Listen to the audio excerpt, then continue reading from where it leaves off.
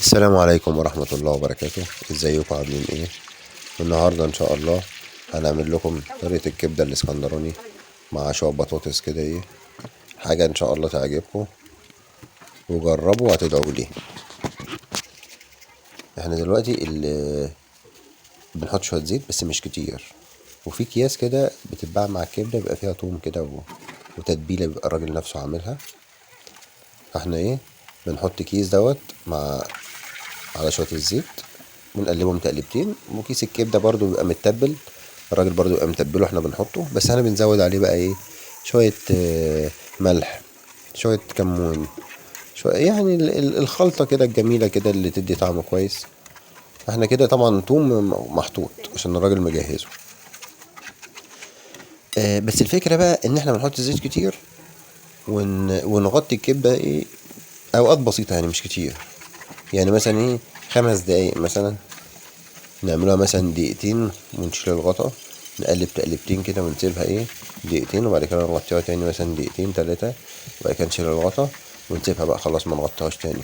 بس الفكرة من التغطية ان هي ايه عشان الزيت مش كتير، عشان الدهون والكلام ده بنغطيها، فهي طبعا بتطلع شوية مية بتساعد معانا ايه في التسوية. تمام، دي فكرة رجالي، دي محدش جربها هتعجبكم صدقوني. وهنبدأ نقلب بحيث ان هي برضو ايه مفيش حاجة تبقى مستوية عن حاجة.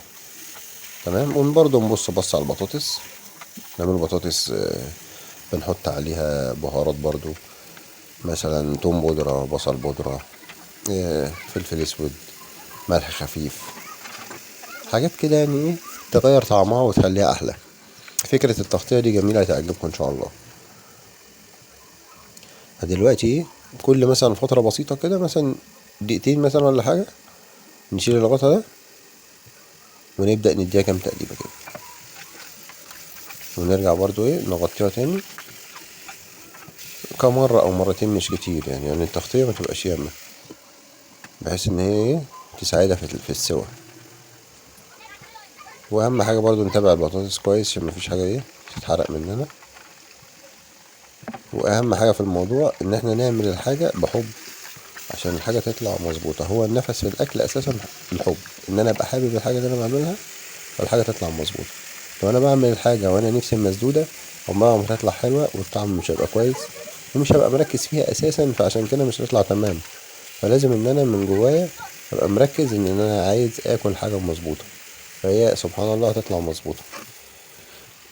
هنبدأ نفتح في العيش عشان نبدأ نحشي السندوتشات، وهتعجبكم ان شاء الله، بس انتوا جربوا. واهم حاجة طبعا بقى اللايكات وبتاع، عايزين يعني اول فيديو ليا ده، عايز الفيديو ده يعني يبقى مسيطر. تمام، عشان نبينه برضه ان الاسكندرانية في السندوتشات لعيبة، والكبدة بتاعتهم احلى كبدة ان شاء الله. هنبدأ بقى ما نغطيش تاني كده، الكبدة خلاص. واهم حاجة ايه نتابعها، والزيت ما يبقاش كتير. في ناس بتحط زيت كتير وبتطلع حلوة برضه، بس هي ليها كذا طريقة. في ناس بتعملها بطماطم، في ناس يعني هي ليها طرق كتير، بس اهم حاجة ان الواحد يعمل الحاجة وهو حابب انه يعملها، بس دي اهم من اي حاجة تانية. هنبدأ نطلع بطاطس عشان ايه نبدأ نحشيها برضه معانا في السندوتشات. احنا بنعمل ايه كام بطاطساية كده مع حتتين كبدة في النص رغيف، حاجة كده خفيفة كده، وميبقاش السندوتش ايه مليان قوي عشان ما يضايقش حد وهو بياكل.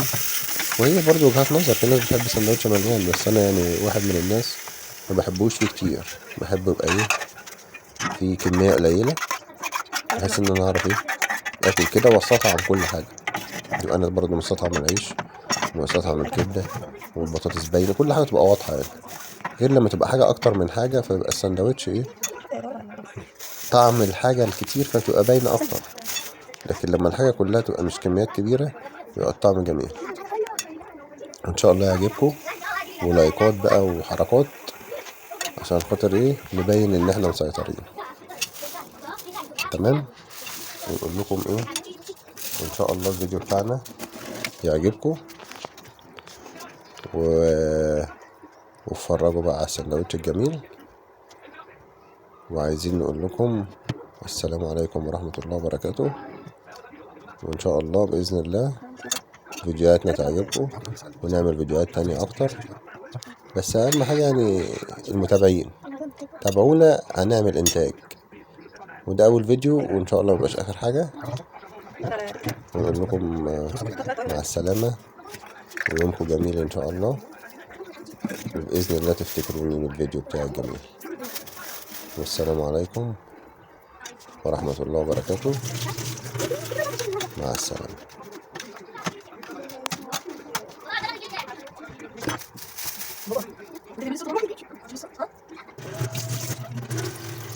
عنده بيعمل حاجة